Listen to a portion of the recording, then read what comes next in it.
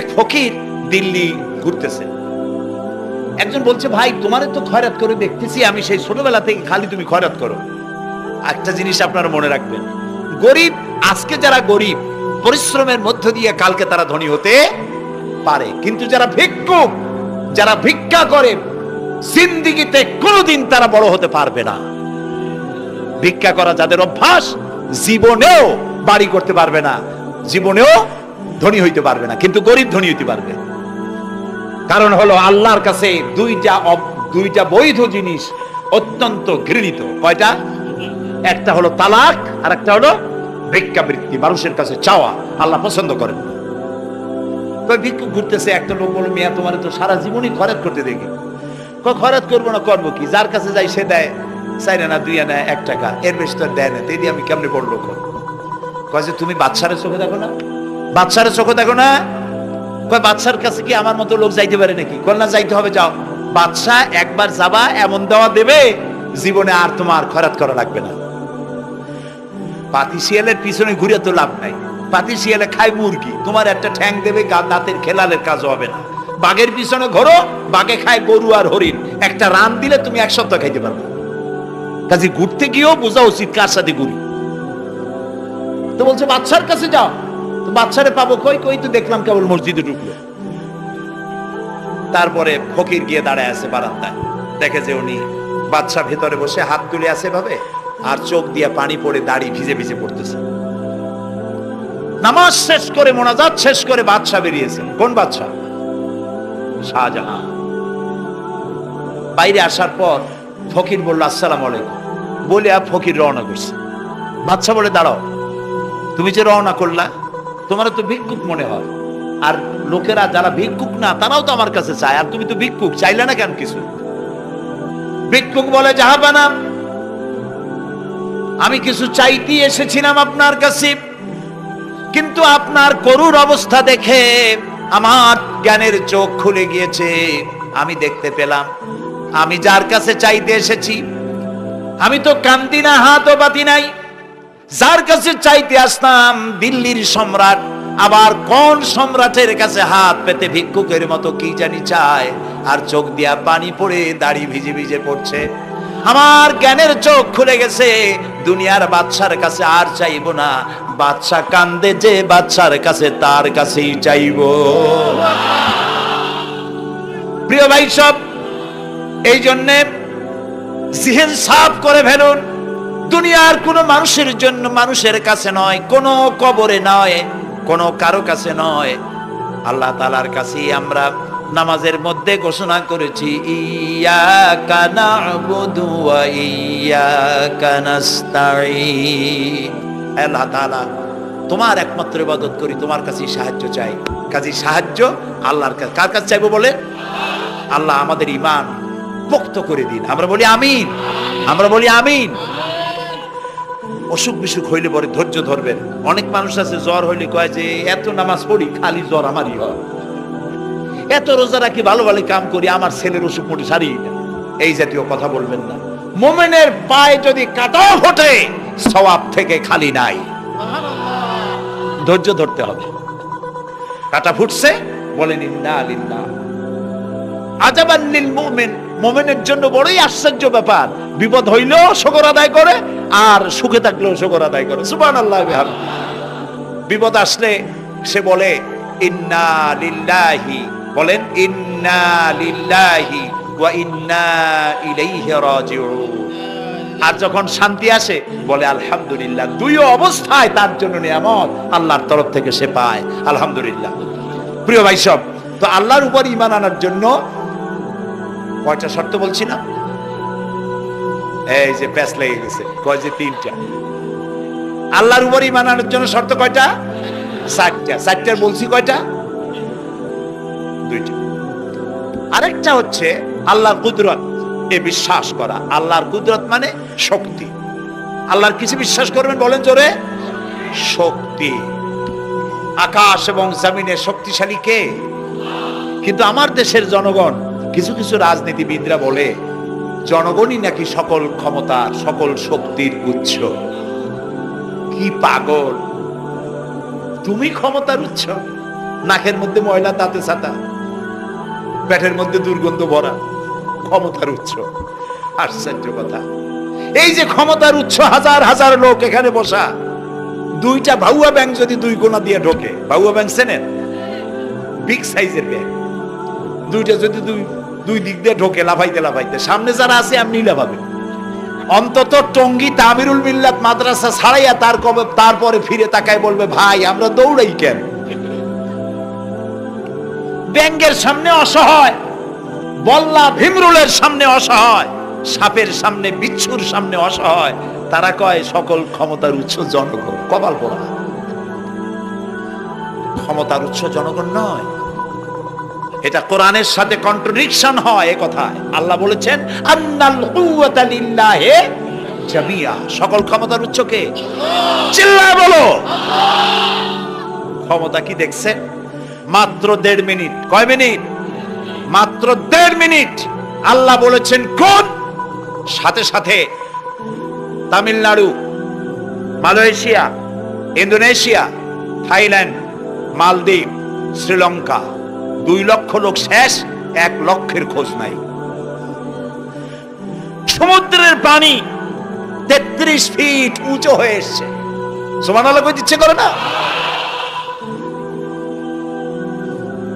বিজ্ঞানীরা বলেছেন ভারত মহাসাগরের তলদেশে ফাটল ধরেছে, ওর কয়েক কিলোমিটার নিচে ভূমিকম্পের উৎপত্তি হয়েছে। ভারত মহাসাগরের পানি 3 হাত না 4 হাত, কত কিলোমিটার আল্লাহ জানে। এই কয়েক কিলোমিটার নিচে যে মাটি, সেই মাটিরও কয়েক কিলোমিটার নিচে ভূমিকম্পের উৎপত্তি। এখান থেকে ভূমির কম্পন হয়েছে, সেই ভূমিকম্পে সমস্ত মহাসাগরের মধ্যে, ভারত মহাসাগরের মধ্যে জলকম্পন শুরু হয়েছে। পানির কম্পন, মাটির কম্পন একসাথে। 33 ফিট উঁচা, মানে 4 তলা বিল্ডিং এর মতো উঁচু হয়ে আসছে পানি। 4 তলা পরিমাণ উঁচু হয়ে পানি চলে আসছে। বাড়ি গাড়ি সব কিছু খড় কুটার ন্যায় সব উড়িয়ে দিয়েছে। এগুলোরে কপাল পোড়া নাস্তিক যেগুলি, তারা বলে প্রাকৃতিক দুর্যোগ। ওর বাপের মাথা। আচ্ছা, প্রাকৃতিক দুর্যোগ, প্রকৃতি কি? কোন জন্তুর নাম? প্রকৃতি কোন জন্তু জানোয়ারের নাম? প্রকৃতি নিজে চলে না কেউ তাকে চালায়? কে চালায়? কপাল পোড়ারা তা বুঝে না।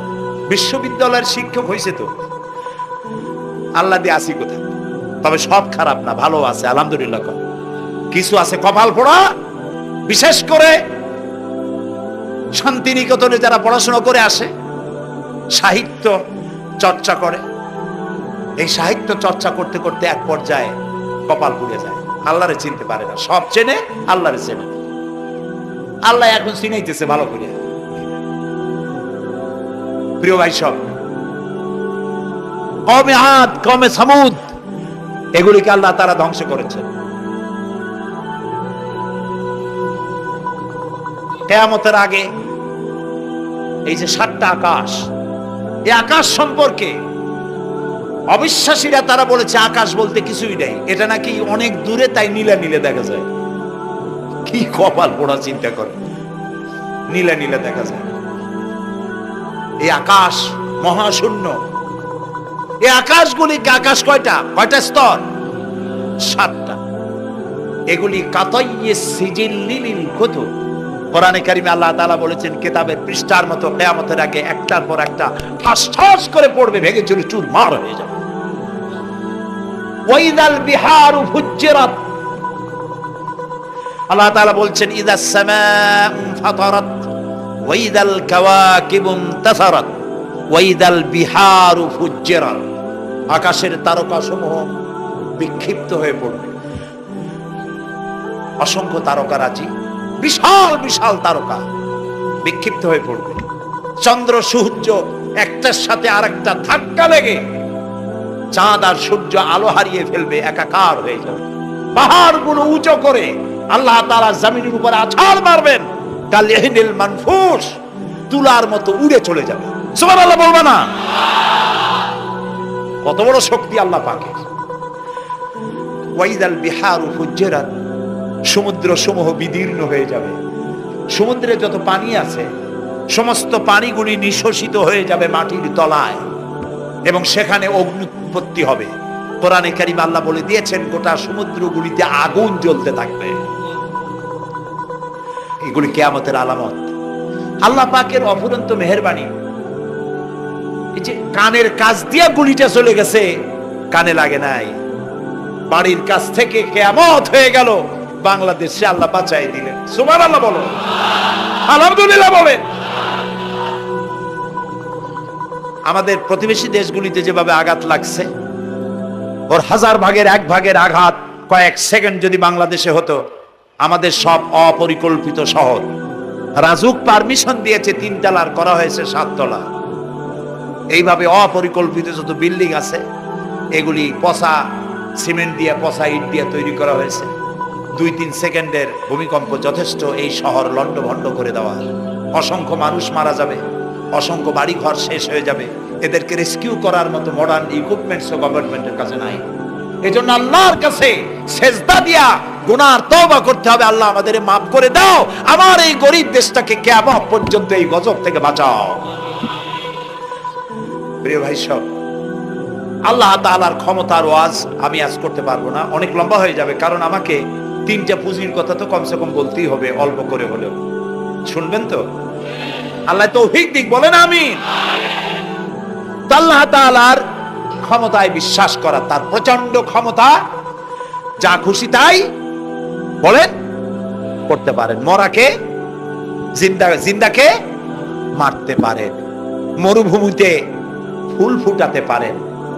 সুবহানাল্লাহ, যা খুশি তাই করতে পারেন। এই শক্তি সহকারে আল্লাহকে বিশ্বাস করতে হবে। 4র্থ নম্বরে আল্লাহর হুকুম এবং হাকাম, আদেশ নিষেধ। আমি আল্লাহরে বিশ্বাস করি, এই কথার কোনো দাম নাই যদি তার আদেশ না মানি। এই কথার কোনো দাম নাই যদি তার নিষেধকে আমি আমার জীবনে প্রত্যাহার না করে চলতে পারি। মুসলমান বলে দাবি করার কোনো মূল্য নেই। একদিকে নামাজ পড়ি, আর একদিকে ওজনে কম দেই, খাদ্যে ভেজাল দেই, বেপরদা করি, মিথ্যা কথা বলা হয়, ওজনে কম দেয়, খাদ্যে ভেজাল দেয়, জমিনের আইল ঠালে, আমানতের খেয়ানত করে। আল্লাহর হুকুম মানা হলো না, রাসূলের আদেশ মানা হলো না। আল্লাহর উপর ঈমান আনার জন্য 4র্থ শর্ত হচ্ছে আল্লাহ যা বলেছেন মাথা নত করে মেনে নিতে হবে। বলতে হবে সামি'না ওয়া আতা'না। বলেন সামি'না ওয়া আতা'না, শুনলাম আর মেনে নিলাম। বলেন তো জোরে, শুনলাম আর মেনে নিলাম। সুবহানাল্লাহ বলেন। মুমিনেরা এই প্রশ্নই করবে না মদ হারাম কেন, মুমিনেরা এই প্রশ্নই করবে না জুয়া হারাম কেন, মুমিনেরা এই প্রশ্নই করবে না জিনা হারাম কেন। একটাই জবাব, মদ হারাম কেন? আল্লাহ হারাম করেছেন তাই হারাম। জিনা হারাম কেন? আমার আল্লাহ হারাম করেছেন তাই হারাম। জুয়া হারাম কেন? আমার আল্লাহ হারাম করেছেন তাই হারাম। কোনো যুক্তি নাই। যুক্তির, আল্লাহর নিষিদ্ধ জিনিসে যুক্তি তালাশ করে কেবলমাত্র শয়তান। আল্লাহর আদেশ নিষেধে যুক্তি তালাশ করে কে? শয়তান। মুমিনের কাজ হলো সামি'না, বলেন, ওয়া আতা'না, শুনলাম আর মানলাম, বাস, শেষ কথা, খালাস। এই গেল 4টি শর্ত পুরো হয়ে গেল। এই 4টি শর্ত যদি পূরণ করতে পারি তাহলে আল্লাহরে বিশ্বাস করছি এটা প্রমাণিত হবে, এটা জাস্টিফাই হবে, এটা সত্যতা প্রমাণ হবে যদি আল্লাহ হুকুম মতো। 1 নম্বরে হলো, আমি আবার কথাটা প্যাকেট করে দিই যাতে করে আপনারা বাড়ি নিয়ে যাইতে পারেন। আল্লাহর উপরে ঈমান এনেছি, এই কথাটাকে কমপ্লিট করার জন্য শর্ত কয়টা? 4টা। 1 নম্বরে আল্লাহর অস্তিত্বে বিশ্বাস। বলেন, আল্লাহর অস্তিত্বে বিশ্বাস। 2 নম্বরে আল্লাহর গুণাবলীতে বিশ্বাস। 3 নম্বরে আল্লাহর ক্ষমতায় বিশ্বাস। 4 নম্বরে আল্লাহর আদেশ এবং নিষেধে বিশ্বাস, মান্য করে চলা। আল্লাহ যেন এই তৌফিক আমাদের দেয়, বলেন আমিন। আল্লাহ রাব্বুল আলামিন দুনিয়ায় শান্তি, আখিরাতে জাহান্নাম থেকে মুক্তি দেওয়ার জন্য আল্লাহ পাক আমাদেরকে একটা ব্যবসার কথা বলেছেন। ওই ব্যবসায় পুঁজি কয়টা? বলেন। 3টা পুঁজি। বলছি কয়টা? দেখেন যে কেমনি প্যাস লাগে। বলছি মাত্র একটা, সে একটা ডাল বার করছি 4টা। এবার আসেন মূল পয়েন্টে। এবার দ্বিতীয় পয়েন্ট, রসুলের প্রতি ঈমান। আমরা তো রসুলের প্রতি ঈমান আনছি কিনা বলেন? রসুলের প্রতি ঈমান এনেছি। আমাদের এই ঈমান যথেষ্ট নয়, কারণ আমাদের ঈমান হলো রবিউল আউয়াল মাসে ঈমান তাজা হয়, ঠিক না? ঠিক না?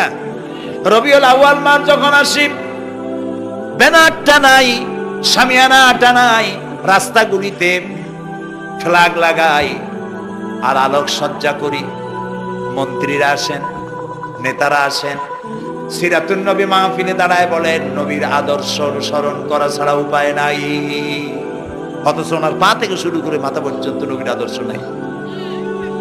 আবার এই নেতা রামকৃষ্ণ মিশনে, রামকৃষ্ণ পরমহংসদেব তার মঞ্চে গিয়ে বলেন রামকৃষ্ণের নীতির ছাড়া বিকল্প কিছুই নেই।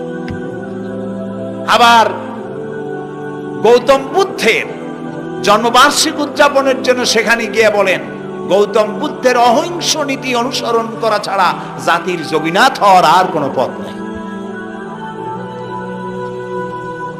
যেখানে যায় সেই জায়গার গুলি ধরে। রবিউল আউয়াল মাস আসতে পারে, আলোকসজ্জা করে ইয়া নবী সালামু আলাইকা, ইয়া রাসূল সালামু আলাইকা। এরপরে গরম গরম জিলাপি রাসূলুল্লাহকে বুঝায় দেওয়া হলো, হে রাসূল আপনি তাকিয়ে দেখেন কত মহব্বত আপনারে করি, আপনার মহব্বতের জন্য আমাদের শহরের কোন মিষ্টির দোকানে আর মিষ্টি নাই, সব আমরা খাইয়া শেষ করছি। এই হলো মহব্বত। এই মহব্বতে এই ঈমানে কাজ হবে না। এই ঈমানে বলেন কাজ হবে না। কোন ঈমানে কাজ হবে? রাসূলের প্রতি ঈমানের অর্থ কি? এর অর্থ হচ্ছে নবী করিম সাল্লাল্লাহু আলাইহি ওয়াসাল্লাম আমাদের রাসূল, আমাদের নেতা। আমাদের রাসূল আমাদের নেতা, আমরা তার উম্মত, তার অনুসারী। অনুসারীর কাজ কি? নেতার পূর্ণাঙ্গ অনুসরণ করণ। রাসূলুল্লাহর আনুগত্য করতে হবে। এটা কে বলেছেন? আল্লাহ রাব্বুল আলামিন সূরা আলে ইমরানের মধ্যে বলেছেন কুল ইন কুনতুম তুহিব্বুনাল্লাহা ফাত্তাবিউনি ইউহিব্বুকুমুল্লাহ ওয়া ইয়াগফির লাকুম যুনুবাকুম আল্লাহু গফুরুর রহিম। হে নবী আপনি বলুন, তোমরা যদি আল্লাহকে ভালোবাসো তাহলে তোমার কাজ হচ্ছে, তোমরা যদি আল্লাহকে ভালোবাসো তাহলে তোমরা আমার আনুগত্য করো, আমার অনুসরণ করো। কার? রাসূলের। বলেন কার? রাসূলের অনুসরণ যদি তোমরা করো, খেয়াল করে শুনতেছেন তো? আল্লাহ তাআলা বলছেন নবী আপনি বলেন তোমরা যদি আল্লাহকে ভালোবাসো, তোমাদের এই দাবি যদি সত্য হয় তাহলে আমার অনুসরণ করো, আমার আনুগত্য করো। আমার অনুসরণ, আমার আনুগত্য করলে পরে তোমাদের কে আল্লাহ রাব্বুল আলামিন ভালোবাসবেন এবং তোমাদের तमाम জিন্দেগীর সমস্ত গুনাহ খাতা আল্লাহ তাআলা maaf করে দিবে। আমরা কি গুনাহ maaf করাইতে চাই? বলেন চাই? আসুন রাসূলের আনুগত্য করুন। রাসূলের আনুগত্য কি রকম? রাসূল যেভাবে মোস কাটছে আমরা সেইভাবে মোস কাটবো। তিনি দাড়ি যেভাবে রাখছেন আমরা সেইভাবে রাখবো। তিনি চুল কাটছেন যেভাবে সেইভাবে করব। তিনি পায়ের নখ, হাতের নখ যেভাবে কাটছেন সেইভাবে করব। তিনি যেভাবে বিবাহ করেছেন সেই সুন্নত অনুযায়ী বিবাহ, তিনি যেভাবে দেশ চালাইছেন সেইভাবে দেশ চালাবো। রাসূলের অনুসরণের অর্থ শুধু এই নয় যে তিনি যেভাবে সুরমা লাগাইছেন আমি ওইরকম সুরমা দেব, তিনি যেভাবে কদু খাইছে আমিও কদু খাবো, এইটা নয়। এটা নয়, শুধু রাসূলের আনুগত্য হবে মুরগির ফার্ম থেকে শুরু করে জাতিসংঘ পর্যন্ত, জীবনের সব ক্ষেত্রে। আর বিশ্বাস করতে হবে তিনি শেষ নবী, তারপরে আর কোন নবী আসবে না। আল্লাহ রাব্বুল আলামিন সূরা আহজাবের মধ্যে বলেছেন মা কানা মুহাম্মাদুন আবা আহাদিম মির রিজালিকুম ওয়ালাকির রাসূলুল্লাহি ওয়া খাতামান নাবিয়্যিন। মুহাম্মদ সাল্লাল্লাহু আলাইহি ওয়াসাল্লাম তোমাদের কোন পুরুষদের পিতা নন, তিনি আল্লাহর রাসূল এবং তাকে দিয়ে নবুয়তের মিশনকে খতম করে দেওয়া, কমপ্লিট করে দেওয়া হয়েছে। আর কোন নবী, রাসূলুল্লাহ বলেছেন লা নবিয়্যা বাদি ওয়ালা রাসূল, আমার পরে আর কোন নবী আসবে না, রাসূল আসবে না। কথা বুঝে আসছে? আল্লাহর নবীর পরে আর কোন নবী হবে না। আল্লাহর নবী বলেছেন একটি ইমারত তৈরি করে তার ভিতরে একটা ইট যদি খালি থাকে, একটি ইটের জায়গা যদি শূন্য থাকে, তাহলে সকলের চোখে ধরা পড়বে। ওই ইটখানা দিলে পরে বিল্ডিংটা কমপ্লিট হয়ে যায়। নবুয়তির যে ইমারত আল্লাহ তৈরি করেছিলেন, ওর ভিতরে একটা ইটের অভাব ছিল। আল্লাহ পাক আমাকে দিয়ে সেই শূন্য জায়গা পূরণ করে দিয়ে নবুয়তের মিশনকে কমপ্লিট করে দিয়েছেন। রাসূলুল্লাহ বলেছেন আমার পরে আর কেউ নবী হবে না। পৃথিবীর সব মুসলমানদের আকীদা, মুহাম্মদ সাল্লাল্লাহু আলাইহি ওয়াসাল্লামের পরে যদি কেউ নবুয়তের দাবি করে সে কাফির, হাজার বার কাফির। তারা যারা তাকে যারা নবী মানবে তারাও। রাসূলুল্লাহ বলেছেন আমার পরে 30 জন মিথ্যেবাদী নবুয়তের দাবি করবে। তার মধ্যে একজন তো দাবি করছে রাসূলের জীবদ্দশায়, একটা ছিল মেয়ে লোক আর একটা ছিল পুরুষ। পুরুষটার নাম ছিল মুসাইলামা কাযযাব, নামই ছিল কাযযাব। কাযযাব মানে মিথ্যাবাদী। দেখছেন অবস্থা, নামই মিথ্যাবাদী। উম্মতেরা কইল যে আপনি তো একজন নবী, আমরা সৌভাগ্য আর দুর্ভাগ্য হোক আপনারা নবী বলে মানলাম। মুহাম্মদ সাল্লাল্লাহু আলাইহি ওয়াসাল্লামের কাছে প্রায় জিবরাইল আসে আর ওহী আনে, আর আপনি আমাদের কোনো ওহী দিতে পারলেন না। কয় যে কেবল না নবী হইলাম, অপেক্ষা করো ওহী আসবেন। বেশ কিছুদিন যাওয়ার পর খুব চিন্তা ভাবনা করে কয় যে ওহী একটা আসছে। উম্মতেরা সব দৌড়ে আসছে, কি ওহী? কয় যে এইমাত্র শেষ রাত্রে জিবরাইল আসছিল, আইসে আমারে কয়ে গেল একটা সূরা নাজিল করলো। সূরাটা কি? ইন্না আতাইনাকাল আকাক ফাসাল্লি লিরাব্বিকা ওয়াজআক ইন্না শানিয়াকা হুয়াল আবলাগ। উম্মতেরা কয় সর্বনাশ, এই সূরা পড়তে গেলে তো আমরা কাইসা মরে যাব। এর অর্থ তো খুব বিকায়দা। কি কি সূরা নাজিল হলো আপনার উপরে? ইন্না আতাইনাকাল আকাক মানে আমি তোমাকে হুতুম পেশা দান করেছি, সুতরাং তুমি তোমার প্রভুর উদ্দেশ্যে নামাজ পড়ো আর চিৎকার মারো, কারণ তোমার শত্রুরা সাদা এবং কালো বর্ণের। আমরা তো আগামাথা কিছু বুঝলাম না, কি ওই? আচ্ছা ঠিক আছে, পয়গম্বর মুহাম্মদ সাল্লাল্লাহু আলাইহি সাল্লামকে তার উম্মতেরা নিয়ে যায় তাদের বাগানে, মাঝে মধ্যে নিয়ে যায়। নিলে পরে যে কুয়ায় পানি থাকে না, শূন্য কুয়া পানিতে ভরে যায়। যে গাছতলা দিয়ে তিনি হেঁটে যান, যে খেজুর গাছে খেজুর নাই, সেই গাছতলা দিয়ে রাসূল হেঁটে গেলেন, গাছে ফল ধরে যায়।